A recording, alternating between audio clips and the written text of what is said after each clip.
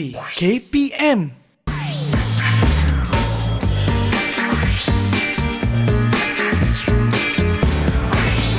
Didik TV KPM. Hai, Assalamualaikum. Apa khabar murid-murid yang sedang menonton Didik TV KPM bersama dengan saya Din untuk slot kita pada hari ini. Slot sukses SPM 2022 pecutan. Tak lama lagi SPM kita nak buat pecutan ni murid-murid. Dan mata pelajaran hari ini ialah sejarah kertas 2. Sangat-sangat penting. Merupakan mata pelajaran wajib lulus. Sama juga macam bahasa Melayu. Kalau kita cakap wajib lulus ni, kena lulus sebab bila lulus barulah dapat sijil SPM. Jadi penting kena fokus pada hari ini sebab kita akan bersama dengan seorang guru cemerlang. Nak tahu siapa? Kita saksikan profil guru.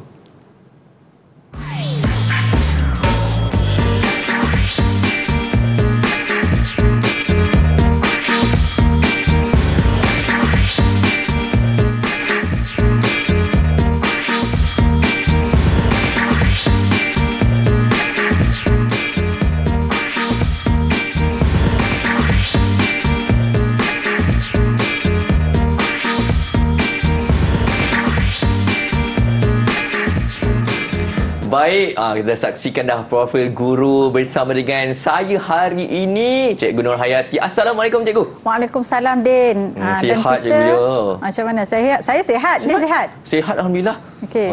Cikgu dari SMK Mat Kilau ya? Ya, saya. Wah, Cikgu boleh tak buka bunga silat sikit ke? Saya bunga silat tak pandai sebab saya Sri Kandi. Wah, Sri Kandi. Jadi Cikgu sama-sama hari ini kita dan juga murid-murid di rumah kita nak buat pecutan Cikgu Ya, betul. Kita dalam segmen untuk pecutan sebab dalam persediaan akhir ni sedikit pun sebenarnya titik air yang diberikan kepada orang yang kehausan ini sebenarnya sangat bermakna. Itu dia Sri Kandi kita, Cikgu Nur Hayati. Dan juga kita turut dibantu oleh juru bahasa isyarat kita pada hari ini. Selamat datang kepada Cikgu Aida. Cikgu Aida akan membantu kita sepanjang slot sukses SPM 2022 pecutan pada hari ini. Jadi kita dah berada di garisan permulaan ni Cikgu. Tak sabar rasanya murid-murid di rumah nak buat pecutan. Jadi silakan Cikgu Nur Hayati. Okey, jadi terima kasih kepada Din dan juga sekarang kita berada pada segmen berkaitan dengan sejarah yang mana saya diberi tanggungjawab untuk mengupas dan juga memberikan tips bagi persediaan akhir kepada murid-murid yang akan menduduki SPM, terutama sekali bagi kertas sejarah. Jadi saya yakin dalam kertas sejarah ini murid-murid sedang menunggu apakah yang akan dikongsikan oleh kami rakan-rakan di Didik TV. Dan kita lihat dalam segmen ini saya ingin mengupas sedikit kita kata imbas kembali apakah yang sebenarnya perubahan dalam format KSSM. Jadi dalam SPM ini sebenarnya berlaku perubahan bermula daripada SPM 2021 yang mana format SPM 2021 ini dia merangkumi dua kertas iaitu kertas 1 dan kertas 2 yang mana murid-murid jangan lupa ya kita punya kod ialah 1249 palang 1 ataupun palang 2. Jadi untuk persediaan dalam bahagian sejarah kertas 2 ini kita lihatlah apakah bentuk soalan ini. Jadi untuk kertas 2 dia terbahagi kepada dua bahagian iaitu bahagian murid-murid dah terbiasa dengan bahagian A dengan bahagian B tapi izinkan saya merujuk kepada bahagian A ini merupakan bahagian yang kita kenali sebagai respon terhad. Dan juga respon terhad ini dia merangkumi 4 soalan yang mana keseluruhan daripada keempat-empat soalan ini dalam paparan yang akan membawa kepada 40 markah. Kemudian kita ada bahagian 2 ataupun kalau murid biasa bahagian B iaitu esei lah yang kita kenali juga sebenarnya respon terbuka. Okey, jadi ini yang mana 5 soalan akan diberikan kepada murid untuk dipilih. Jadi ayat saya untuk dipilih oleh murid. Pilihan itulah yang sebenarnya yang berada di tangan murid-murid berada di rumah. Manakah topik yang telah pun mereka kuasai sepenuhnya. Okey. Jadi kalau kita lihat di instrumen ini yang sebenarnya saya dah sebut tadi, saya terus kepada bentuk lah. Apabila kita kata bahagian A ni, bahagian A ataupun respon terhad ini, inilah bentuk soalan yang berada pada respon buka maafkan saya. Okey, jadi untuk respon ini kita ada 4 soalan dan setiap soalan itu berjumlah markahnya ialah 10. Okey, jadi 10 ini adalah contoh. Jadi ada pelbagailah yang mana ditawarkan pelbagai markah, tetapi jumlah keseluruhan untuk setiap soalan ini ialah 10 markah. Manakala kalau kita lihat tadi saya ada menerangkan juga di awal, iaitu bahagian respon terbuka yang mana ada 5 soalan, murid-murid yang calon SPM perlu pilih 3, perlu dijawab dengan ayat yang lengkap atau mengikut format penulisan esei. Jadi di sini saya berikan contoh yang ada dipaparkan ini merupakan contoh daripada bentuk soalan respon terbuka. Okey, jadi bagaimana persediaan kita sebenarnya? Okey, jadi soalan dari syukurnya dalam SPM ini, sejarah ini dia hanya menguji kita dalam 2 tingkatan saja, iaitu sejarah tingkatan 4 dan sejarah tingkatan 5. Maka tidak lengkap sekiranya murid-murid hanya memfokus kepada satu tingkatan. Jadi sebab itu dalam kita membuat persediaan, kita perlu membuat semak silang topik-topik yang mana kita kuasai dalam tingkatan 4 maupun tingkatan 5. Jadi di sini adalah saya paparkan jejak sejarah yang mana merangkumi tema dalam pembinaan negara bangsa yang berada dalam topik perbincangan tingkatan 4, ada 10 bab dan juga ada 10 bab lagi yang berada di tingkatan 5 yang membawa kepada tema masyarakat dan masa depan. Jadi dalam tema-tema inilah sebenarnya agihan, kalau kita kata soalan ini dia tidaklah kita meramal, tetapi sebenarnya memerlukan kepada pengalaman murid menjawab soalan, dibantu oleh guru-guru di sekolah. Saya yakin ada yang dapat melihat manakah kecenderungan ataupun dia punya kefahaman yang jelas kepada topik-topik yang mana. Jadi pada peringkat akhir ni biasanya mereka akan fokus kepada mana yang mungkin kurang dikuasai. Cikgu nak tanya, kalau untuk format yang baru ni, soalan mana sebenarnya yang murid-murid perlu tekankan, terutama sekali untuk kertas 2 ni, cikgu? Okey, jadi ini bergantung kepada calon lah. Jadi kalau calon yang memang mempunyai penguasaan yang sangat baik, jadi memang mereka kertas 1 atau kertas 2, bahagian 1 atau bahagian 2 tidak ada masalah. Tetapi saya suka nak fokus kepada murid-murid yang kurang menguasai, kerana inilah yang akan menyebabkan mereka takut dengan kertas sejarah, kerana takut mereka gagal. Jadi sebab itu saya lebih menyarankan kepada murid ini memberikan penekanan yang lebih dalam soalan-soalan yang berkaitan dalam bahagian respon terbuka, ataupun kita kata bahagian B lah, bahagian B yang menawarkan jumlah markah yang lebih besar, tetapi dengan kata ulang latih lah soalan-soalan ini, jawapannya. Jadi ini pasti membantu murid-murid yang terutama yang berada dalam penguasaan yang agak kurang inilah ya. Baik, latih to be kan. Kena buat banyak latihan dengan cikgu. Ya, betul. Mudah insya-Allah nak skor. Baik, murid-murid, kita nak berhenti rehat terlebih dahulu. Kembali selepas ini di Didik TV KPM. Didik TV KPM. Didik TV KPM. Baik, murid-murid, bersama dengan saya Din, hos anda untuk Sukses SPM 2022 Pecutan untuk mata pelajaran sejarah kertas 2. Saya bersama dengan Cikgu Nur Hayati, dan sekarang ini nak tanya juga Cikgu Nur Hayati teknik nak menjawab soalan respon terhad tu. Mesti ada ni nak diberi penerangan. Silakan, Cikgu. Betul. Okey, terima kasih Din. Jadi kita terus kepada bagaimana bentuk soalan respon terbuka. Jadi kita lihat ya, untuk kita menguasai topik ataupun cara penulisan soalan respon terhad ini, yang kita kata terhad ini bahagian A ataupun murid biasa panggil dengan soalan struktur. Jadi pertama tentulah kita lihat pada penguasaan topik. Jadi sebenarnya bahagian A ini sukar sekiranya murid-murid ini hanya fokus kepada topik-topik tertentu saja, kerana kalau kita tengok mungkin maknanya sekiranya persediaan antara tingkatan 4 dan tingkatan 5 itu tidak seimbang, takut-takut soalan yang 1, 2 yang ditanya daripada tingkatan 4 itu tidak dipelajari ataupun diteroka oleh murid. Jadi mereka akan sukar untuk menjawab. Walau bagaimanapun kita ada soalan pecahan soalan itu yang memberikan murid peluang untuk menjawab. Walaupun tidak menguasai fakta, tetapi ada peluang mereka untuk menjawab soalan yang kita panggil boleh memberikan maksudnya kebat lah. Jadi soalan kehebat ini sebenarnya membantu dan ditawarkan kepada hampir semua soalan, pecahan soalan dalam bahagian A 1, 2, 3, 4. Okey, jadi untuk bahagian A ataupun kita kata respon terhad ini, murid-murid pasti mesti menjawab semua soalan. Okey, kenal pasti kata tugas. Saya tak nak bagi pada teknik-teknik yang lain, tetapi pada saya untuk kita menjawab soalan yang baik ialah kita kena faham kata tugas soalan.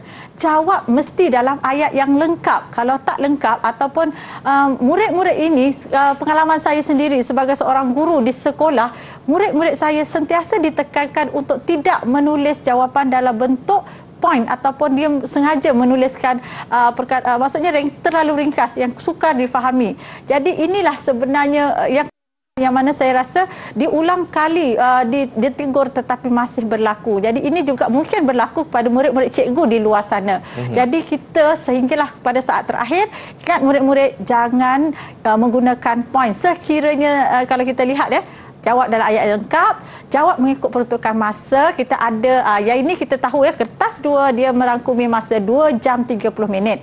Jadi saranan saya untuk masa kita gunakan 1 jam peruntukan untuk menjawab bahagian respon terhad ini ataupun bahagian A. Jadi apabila kita letakkan 1 jam sebagai masa untuk kita menjawab, jadi agihan untuk setiap soalan itu dalam tempoh 15 minit.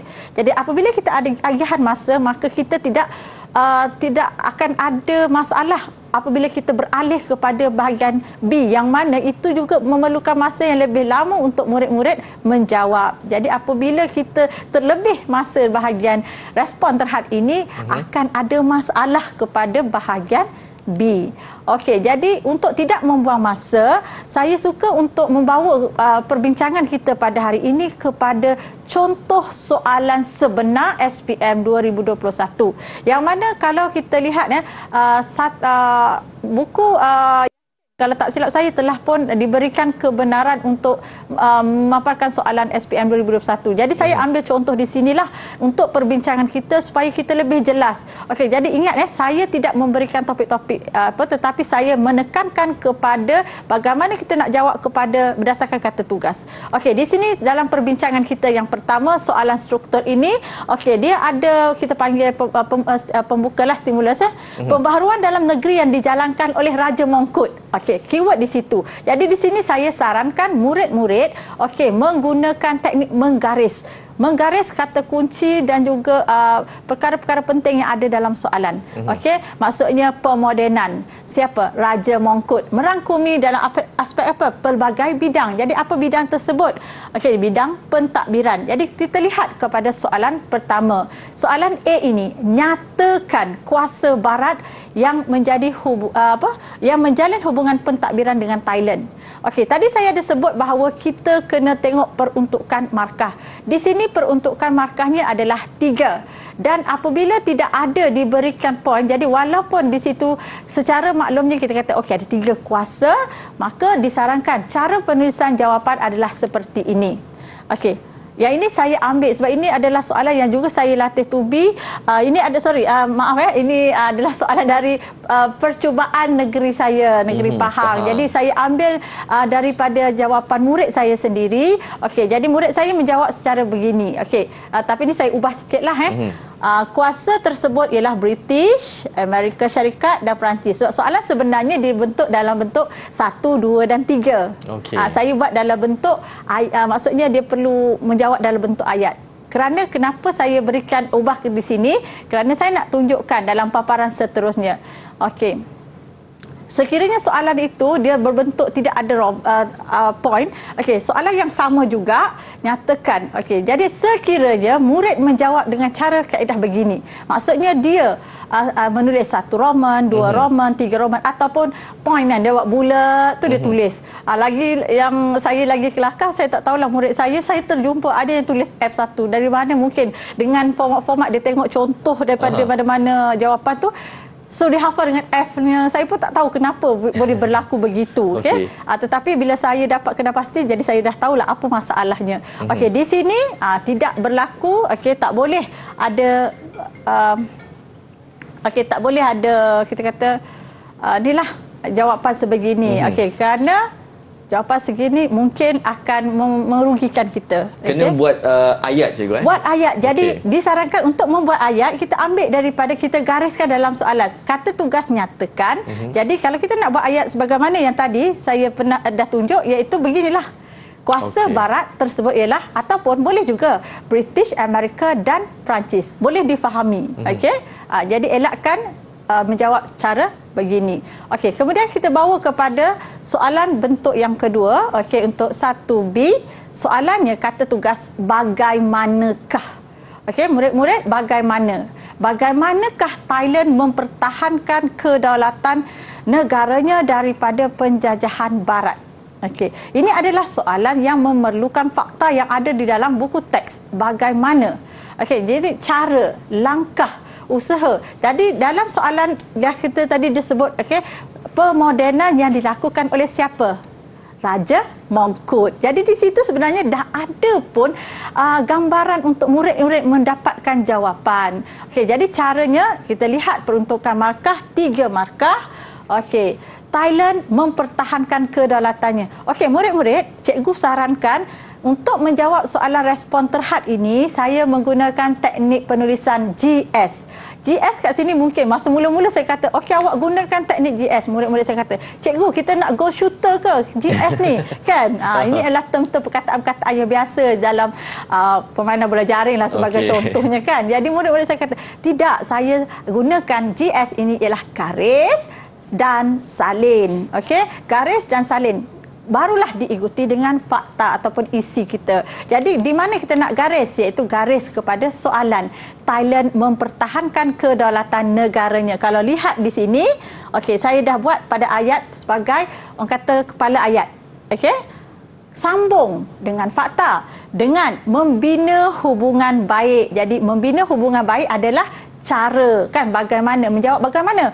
Dengan membina hubungan baik. Maksudnya dasar luar Thailand. Hubungan baik dengan pihak mana? Iaitu dengan kuasa barat. Tadi ada dalam pecahan jawapan 1A tadi, kuasa tersebut British, Amerika Syarikat dan Perancis. Kemudian kita jawab soalan kedua. Perlu menggunakan penanda wacana. Cikgu sukalah kata perlulah sebab kita nak jawab dengan ayat yang lengkap, cantik. Jadi kita gunakan penanda wacana. Selain itu, Raja Mongkut. Saya ambil daripada atas. Mungkin murid-murid terlepas pandang. Jangan lupa sebab itu perlu digariskan, kan. Raja Mongkut. Tetapi elakkan guna highlighter. Nanti saya beritahulah kenapa, ya. Peringkat nanti saya akan berikan penerangan kenapa tak perlu guna highlighter. Raja Mongkut membuat pemodenan. Apa bentuk pemodenan tersebut? Dalam pentadbiran, kan, ada dalam soalan, iaitu dengan melaksanakan sistem birokrasi barat. Dah ada markah. Apa dalam sistem birokrasi itu? Apa yang berlaku? Iaitu baginda melantik 80 penasihat barat untuk apa? Untuk melatih pegawai tempatan. Actually, untuk melatih pegawai tempatan kemungkinan juga akan ada markah. Ada juga, saya lihat kat sini, saya ambil yang secara asas lah. Melantik. Jadi mungkin juga murid-murid yang tidak menguasai fakta, dia tak ingat 50 ke 80 ke. Terus pergi kepada melantik penasihat barat. Itu yang penting. Dalam pemodenan birokrasi ada penasihat barat yang bertanggungjawab untuk melatih pegawai tempatan. Markah memang 3, tetapi tidak ada masalah kalau kita menjawab lebih. Di sini untuk soalan yang biasanya murid-murid akan keliru, bagaimana nak jawab iktibar. Sebab kadang-kadang ada yang tak faham perkataan iktibar tu apa maksud iktibar. Jadi di sini kata tugas jelaskan. Jadi nak berikan penjelasan kita mesti memberikan faktanya, huraiannya, kan, sebab dia, kan. Jadi iktibar. Iktibar tu bermaksud pengajaran. Apa pengajaran daripada usaha Thailand dalam B? Apabila soalan ini dia merujuk kepada soalan sebelumnya, jadi bermakna kita kena faham usaha tadi. Langkah Thailand ialah pemodenan. Siapa yang membuat pemodenan tersebut? Iaitu pemerintah dia sendiri, Raja Mongkut. Tapi iktibarnya kepada kita hari ini. Jadi kita mulakan dengan kepala ayat tadi dengan teknik garis salin. Iktibar daripada usaha Thailand ialah, terus sambung dengan fakta.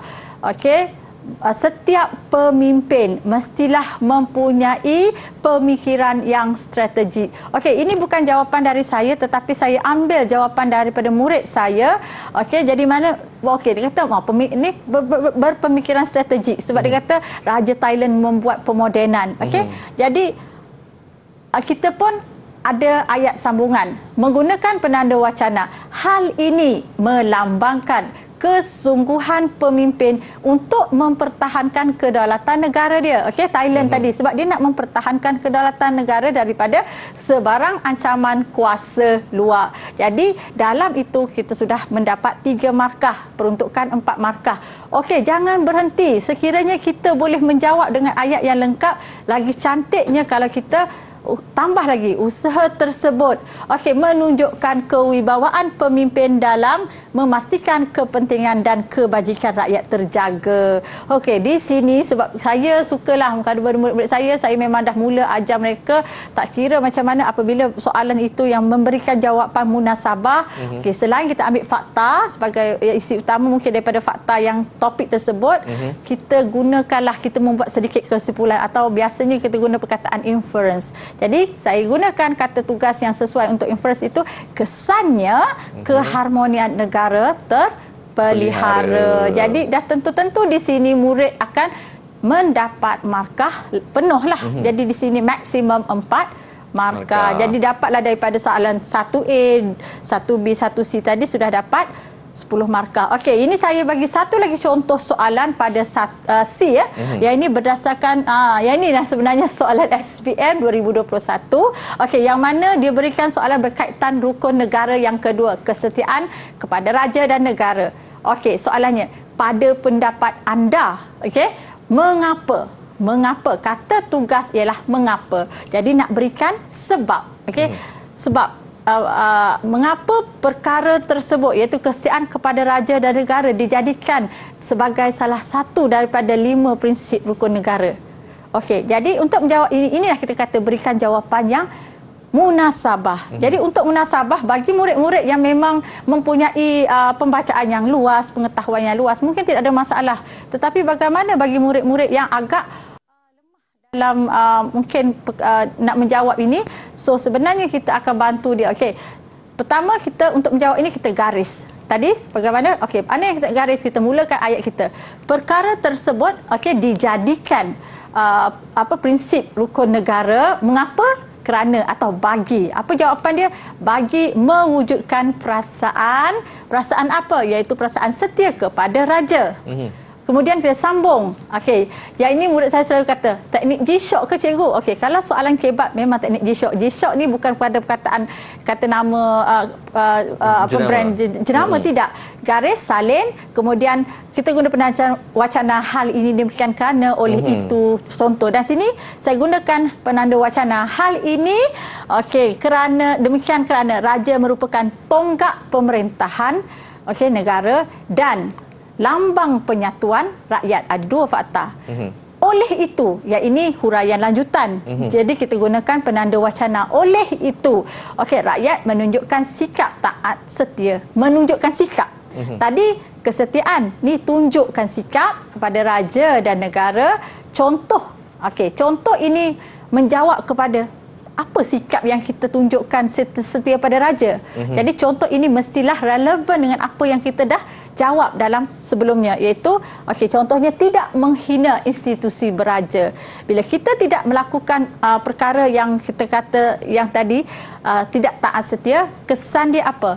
Kedaulatan negara terjamin, terpelihara. Okey, ini dah tentu kita dapat markah yang lengkap. Okey, saya mungkin ada yang nak salin ke contoh ni kan. Okey, ini adalah satu contoh yang saya rasa contoh jawapan yang lengkap lah, merangkumi. Dia ada fakta, dia ada huraian, ada huraian lanjutan, ada contoh dan juga ada membuat kesimpulan berdasarkan perkara yang sama dibincangkan. Baik. Cikgu, saya ada soalan. Ya, boleh. Sebagaimana penerangan cikgu tadi, bahagian respon terhadnya ada 4 soalan.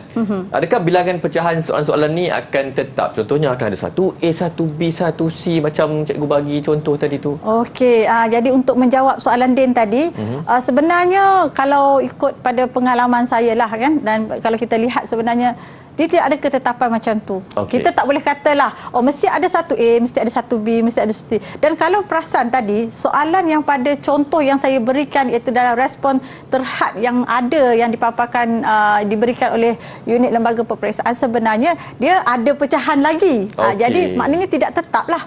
Tapi yang tetapnya ialah jumlah markah iaitu 10 markah.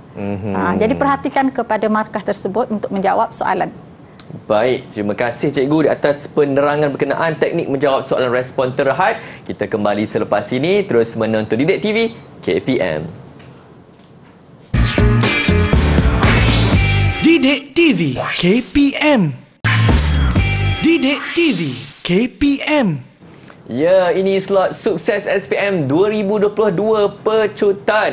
Jadi murid-murid, inilah masanya untuk kita memecut laju sebab yelah kita nak skor dalam SPM 2022. Mata pelajaran pada hari ini wajib lulus sejarah kertas 2 dan kita dibantu oleh, dibimbing oleh dan diajar oleh Cikgu Yat.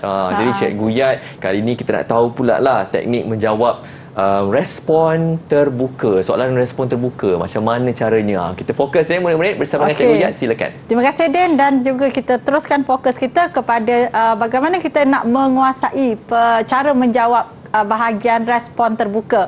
Okey, jadi sebagai imbasan untuk respon terbuka ini kita perlu ada kuasai topik, tetapi kalau kita lihat terus kepada hari peperiksaan ataupun pada hari inilah kita lihat kertas soalan itu, okey, kita akan lihat ada 5 soalan dan ingat ya, murid-murid mesti pilih 3 soalan sahaja. Jadi kita kena pastikan tertugas, jawab dalam bentuk ayat lengkap, okey, jawab mengikut peruntukan dan agihan masa. Jadi untuk pengulangan ataupun untuk mengingatkan kembali murid-murid, ikat dari segi agihan masa, kalau kertas respon terhad kita berikan peruntukan masa 1 jam. Jadi bila kertas 2 kita ada 2 jam 30 minit, maka kita ada lebihan 1 jam 30 minit untuk bahagian B ataupun yang kita panggil sebagai respon terbuka. Jadi dalam 1 jam 30 minit, maka kita agihkan dengan 3 soalan yang kita nak jawab. Jadi setiap soalan itu kita peruntukkan 30 minit. Dan dalam paparan saya ada tulis dekat situ, tulis nombor soalan. Jangan salin soalan. Mungkin nampak macam perlukah kita ingatkan? Ya, perlu, sebab murid kita ini pelbagai. Calon saya ada 202 orang, 207 orang sekarang, yang mana kepelbagaian calon ini kadang-kadang apabila kita uji mereka baru kita nampak, bila kita sebut rupanya ada yang berlaku lain daripada apa yang kita sentiasa ingatkan. Jadi dia gunakan masa itu untuk menyalin soalan. Jadi ini adalah satu bentuk kerugian yang besarlah sebenarnya, kerana rugi masa untuk fokus menjawab. Okey, jadi di sini saya berikan satu contoh untuk perbincangan kita pada hari ini, iaitu soalan dalam respon terbuka. Okey, jumlah soalan. Okey, maafkan saya, jumlah soalan tidak tetap ya, mungkin berlaku perubahan. Maksudnya perincian, pecahan pada soalan ini. Tetapi yang penting, yang tetap ialah jumlah markah, iaitu keseluruhannya 20 markah. 3 soalan dijawab, bermakna bahagian respon terbuka ini menawarkan 60 markah. Okey, jadi kita perhatikan kepada soalan, terus perhatikan kepada soalan.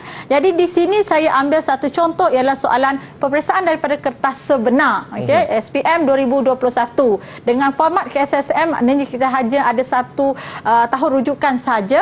Okey, soalan dia ialah pertama, okey, di sini saya tulis nombor soalan 7A. Okey, 7A. Apakah yang anda faham tentang konsep kedaulatan? Okey, dia nakkan apa yang anda faham. Okey, kemudian nanti saya akan berikanlah respon daripada pelbagai bagaimana murid-murid menjawab ya. Bila saya uji dengan anak-anak murid saya, pelbagai bentuk jawapan keluar kerana perkataan anda faham atau tidak ini. Okey, kemudian B ini, okey, jelaskan ciri-ciri. Okey, kemudian ada soalan C, adanya paparan poster dan juga soalan. Okey, jadi kita pergi kepada perbincangan untuk soalan 7A SPM 2021. Apakah yang anda faham tentang konsep kedaulatan? Ini murid-murid terus bila kita kata apa yang anda faham, murid saya lah, saya tak tanya, dan juga bila saya pergi dengan rakan-rakan murid yang lain, bila saya tanya je mereka akan jawab pelbagai jawapan yang mana ada jawapan itu tidak ada terkandung dalam buku teks. Jadi sebenarnya ini soalan konsep atau kita panggil istilah sejarah yang mana dia mesti mengikut apa yang terkandung di dalam buku teks. Okey. Janganlah terkeliru ataupun tidak ada lagi keliru dalam soalan kalau ditanya apakah yang anda faham tentang, contohlah, perlembagaan, atau apakah yang anda faham tentang perpaduan kaum, sebab ini adalah istilah-istilah yang ada dalam buku teks form 4 maupun tingkatan 4 maupun tingkatan 5. Jadi terus kepada cara menjawab. Okey, untuk soalan respon terbuka mesti jawab dengan ayat yang lengkap. Okey, di sini kita gunakan garis dan salin. Kata tugas apakah? Jadi yang anda faham konsep. Okey, yang mana kita nak itu kita tulis yang ni Saya berikan contoh jawapan, dan kalau lihat di sini saya ingatkan lagi murid-murid tidak menyalin soalan. Tuliskan nombor soalan. Ada yang tulis nombor soalan pada bahagian atas, soalan 7 di tepi pada buku soalan, buku jawapan mereka akan tulis A, B, C. Tetapi saya suka, saya memang jadikan budaya dalam kalangan murid-murid saya di sekolah untuk tulis dengan jelas 7A, 7B, dan setiap soalan yang dijawab itu maksudnya jawapan itu perlu dilangkau. Supaya dia memberikan mata lah. Kalau saya dah cakap, cikgu awak ni bukan muda lagi, perasan je muda. Okey, jadi tolonglah jawab tu ada langkau supaya cikgu nampak okey ini soalan yang berbeza. Okey, jadi di sini saya terus kepada cara menjawab. Okey, kedaulatan. Okey, ataupun kita boleh mula. Konsep kedaulatan ialah atau membawa maksud. Okey, yang ini kena tahulah. Yang ini memang mesti dalam kita punya ingatan yang pertama. Okey, keutamaan itu kekuasaan tertinggi, kewibawaan sesebuah negara. Negara berdaulat ialah negara yang bebas. Bebas apa? Melaksanakan pemerintahan dan pentadbiran dengan kalau kita lihat juga kedaulatan merupakan asas negara merdeka. Dengan hak dan kuasa untuk mengatur urus dalam negara tanpa telunjuk asing. Ini daripada buku teks. Kalau kita lihat di sini berdasarkan kepada latihan contoh yang ini apa yang saya buat pembudayaan di sekolah, saya dan rakan-rakan, bukan saya saja tetapi kami dalam rakan-rakan panitia sejarah, rakan-rakan guru tingkatan 4 dan 5 sebenarnya, kami dedahkan murid ini menjawab soalan. Bila soalan tu jawab, buat dalam bentuk ayat lengkap, kita bagi terus mereka rujuk kepada skema, pilih dan juga menulis. Okey. Jadi ulang, kemudian mereka pun jawab sekali lagi, tulis tanpa merujuk kepada skema. Jadi di sinilah kalau kita lihat hasil dia, ada murid yang dulu tak pandai menulis tetapi telah berjaya menguasai. Jadi inilah sebenarnya mungkin cara yang perlu dilakukan oleh murid-murid di rumah juga sebenarnya ya. Okey, jadi markah tadi dah lebih daripada 4 markah. Kita pergi kepada soalan yang kedua. Jelaskan ciri-ciri negara berdaulat. Jadi jelaskan. Nak jelas maksudnya mestilah ada ayat lengkap, mesti ada fakta dan huraiannya. Okey, kata tugas jelaskan dengan markahnya 8. Okey, ciri-ciri. Jadi di sini kalau murid-murid dapat lihat pada paparan, okey, ciri-ciri negara berdaulat pada soalan pada kepala ayat permulaan ayat ialah fakta dia mempunyai sistem pemerintahan yang teratur. Sistem pemerintahan ini ialah fakta ataupun ciri pertama. Okey, kemudian kita sambung. Saya gunakan penanda wacana. Hal ini bagi menjaga kestabilan politik dan keamanan negara. Kemudian ayat huraian lanjutan iaitu oleh itu penanda wacana. Oleh itu. Okey, jadi di sinilah saya kata ya, oleh itu penanda wacana hal ini. Okey, oleh itu Malaysia mengamalkan sistem pemerintahan raja berperlembagaan, demokrasi berparlimen. Okey, yang mana dalam sistem ini ketua utama ialah yang di-Pertuan Agong, dan kita kata dilihat juga Perdana Menteri merupakan ketua kerajaan. Jadi ini baru kita menghurai isi yang pertama. Bagaimana pula dengan biasanya saya sarankan murid kalau mampu kalau kurang mampu dua isi, tapi sebenarnya dua isi yang dihurai dengan lengkap sebenarnya sudah pun memadai. Jadi bagaimana kita nak meneruskan untuk menjawab isi yang kedua? Gunakan penanda wacana. Di sini saya gunakan ciri seterusnya atau seterusnya. Ataupun kita boleh gunakan penanda wacana. Ciri kedua ialah, jadi ciri ialah apa dia? Mempunyai perundangan sebagai asas peraturan negara. Undang-undang penting bagi menjamin kestabilan, menjamin kestabilan dan keadilan. Oleh itu rakyat dilindungi. Kalau kita tengok kat sini dia berhenti kat situ saja, tidak ada, tapi tidak ada masalah kerana jawapan oleh murid saya ini sebenarnya telah pun dapat menjawab ataupun memperoleh peruntukan 8 markah tadi. Besar juga markah juga besar markah yang itu. Penting kena bacalah murid-murid baca dan cara penulisan sekarang ni yang penting. Mesti menjawab dalam ayat lengkap. Jadi kemudian kita pergi kepada soalan, untuk soalan 7C tadi, kalau ingat lagi soalan 7C tadi ada gambar. Tapi di sinilah saya sedikitlah ambil masa untuk memberikan teknik ataupun teknik yang saya selalu gunakan dengan murid-murid saya di rumah, yang ada yang datang kat rumah saya pun sebenarnya. Kemudian murid-murid yang di sekolah saya dan rakan-rakan murid daripada sekitar Kuantan. Di sini mereka menggunakan teknik yang saya ajar ialah teknik istilah. Saya kata dari hafal, dalam sejarah kita mesti menghafal istilah sebab tadi ada dah soalan konsep. Dan apabila contoh kita dah hafal, soalan tak keluar pun berkaitan istilah, jangan rasa benda tu rugi kerana dia mungkin membantu menjawab soalan kebat. Jadi kita boleh gunakan teknik istilah. Jadi istilah yang saya biasa guna dengan murid-murid ialah perkataan patriotisme, di sini kedaulatan dan perpaduan kaum. Perpaduan kaum adalah yang selalu saya gunakan. Budak-budak memang, cikgu perpaduan kaum, patriotisme. Kita boleh gunakan teknik rukun negara, ataupun saya gunakan, ini salah satu daripada akronim yang saya biasa guna dengan murid-murid bagi soalan yang bagaimana. Jadi bagaimana kita nak, contohnya memelihara kedaulatan, kempen lah. Bagaimana kita nak mewujudkan patriotisme, kempen lah. Dan sebenarnya perkataan kempen itu sendiri diakronimkan KEMPEN, yang mana K ialah kempen, M ialah media massa. Jadi media massa itu maksudnya promosi. Kemudian PE ialah pendidikan, jadi melalui pendidikan, dan nilai-nilai murni. Jadi perlu disesuaikanlah teknik-teknik ini. Dan ada satu lagi teknik yang mana kalau murid-murid calon SPM ini biasanya dah perlu tahu topik tingkatan 5 bab 1 ini, ada di bahagian tajuk 1.4 kalau tak silap cikgu. Yang saya gunakan ini teknik, saya kata cara daulat. Memupuk, ini adalah langkah-langkah memelihara kedaulatan atau pertahankan kedaulatan. Tapi inilah pengetahuan daripada topik ini membantu untuk menjawab soalan seperti ini. Dan juga teknik, mestilah kita ada acuan penulisan. Di sini saya gunakan acuan. Banyak juga sebenarnya teknik-teknik yang cikgu beritahu dekat murid-murid.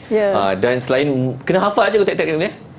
Tak perlu. Sebenarnya dia datang dengan latihan. Tapi yang penting kena memahami juga cikgu, terutamanya sejarah ni, soalan tu kena difahami. Barulah kita boleh menjawab jawapan tu dengan betul. Baik, teruskan cikgu. Kita nak teruskan. Ini adalah cara penulisan. Kalau kita kata, kalau tadi teknik itu merupakan dia punya, kalau kita buat kuih, itu adalah acuan, itu adalah ramuannya.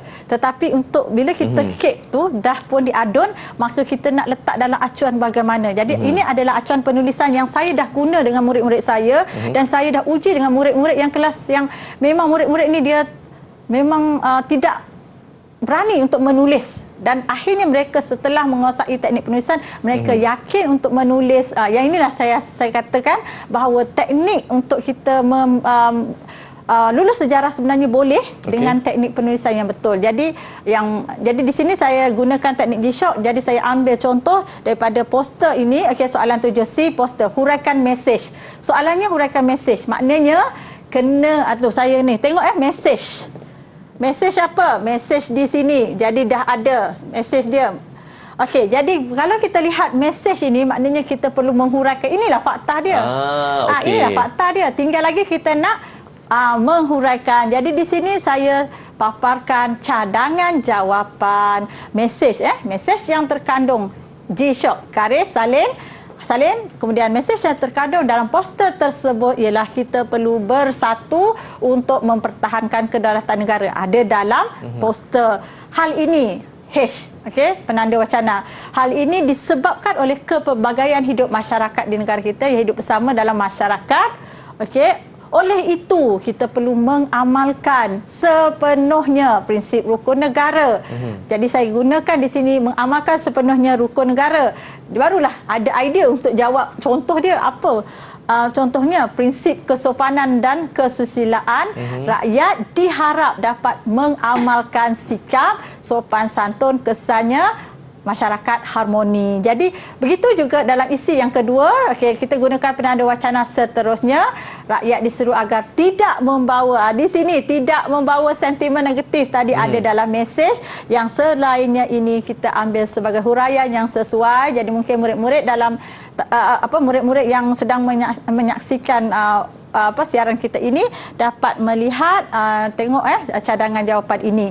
Okey, jadi saya rasa saya ada saya dah ada perkongsian saya di sini. Okey, kita tengok saya gunakan contohnya oleh itu. Penanda wacana. Yang inilah yang saya tulis GSHOCK garis salin.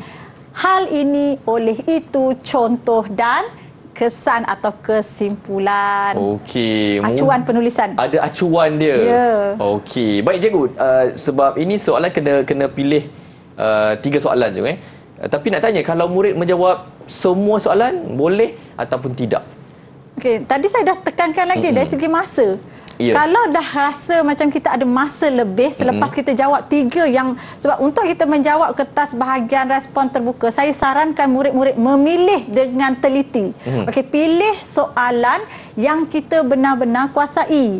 Okey, jadi pilih, dan setelah kita pilih dan kita jawab sepenuhnya 3 itu lengkap.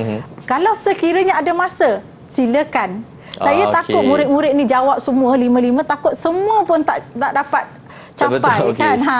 Okey, itulah sahajalah kekhawatiran saya. Baik, tengok masa. Jawapannya boleh saja, tapi tengok masa cikgu Ya. Baik, itu dia murid-murid. Jadi kita berhenti rehat terlebih dahulu. Teruskan bersama kami di Didik TV KPM. Didik TV Didik TV KPM. Baik, bersama dengan saya Din dan juga Cikgu Yat untuk slot sukses SPM 2022 pecutan ya murid-murid. Dan mata pelajaran pada hari ini sejarah kertas 2 ini mata pelajaran wajib lulus. Sebab itulah kita bersama dengan Cikgu Yat ada lagi nak beri penerangan kepada murid-murid. Silakan Cikgu. Okey, jadi dalam segmen ini kita akan melihat, kita akan mengupas beberapa kesilapan yang selalu dilakukan oleh murid-murid, terutamanya kita lihat daripada fasa persediaan sebelum menjawab dan kemudian sewaktu mereka menjawab soalan. Jadi ini antaralah yang saya rasa saya dapat kupas. Tapi sebenarnya mungkin ada banyak lagi dan rakan-rakan guru sebenarnya lebih faham murid masing-masing. Dan saya juga, sebab kita berhadapan dengan murid yang berbeza, latar belakang yang berbeza. Tetapi apa yang saya dapat berikan kesimpulan secara umum ialah murid-murid ini dia kurang menguasai topik. Jadi apabila kurang menguasai topik, terutama sekali apabila telah pun berlaku peperiksaan percubaan sebagai contoh, jadi sebenarnya masa yang ada sangat terhad. Jadi di sinilah murid-murid dia perlu memberikan orang kata pengorbanan masa untuk tidak lagi terlibat secara lebih dalam mungkin perkara-perkara yang boleh melalaikan mereka. Jadi di sini perlu ada semak silang, apakah topik-topik yang mereka telah kuasai, apakah topik yang mungkin kalau mereka tak boleh kuasai, apa topik yang mereka mudah nak faham. Jadi sebagai contohlah, kalau tingkatan 5, saya suka topik tingkatan 5 iaitu bab 7. Bab 7 ini membina kesejahteraan negara bangsa, dan dalam topik ini kita belajar berkaitan dasar pendidikan, kebudayaan, sukan. Semua ini membantu soalan untuk bagaimana macam kita nak menjawab untuk memartabatkan bangsa, perpaduan dan sebagainya lah. Jadi ada idea di situ. Jadi mungkin ada topik-topik lain. Jadi kalau itu kita lihat semak silang perlu diadakan oleh murid-murid pada Ini dah secara kendiri ya. Kemudian yang paling penting, murid-murid ini kurang latihan.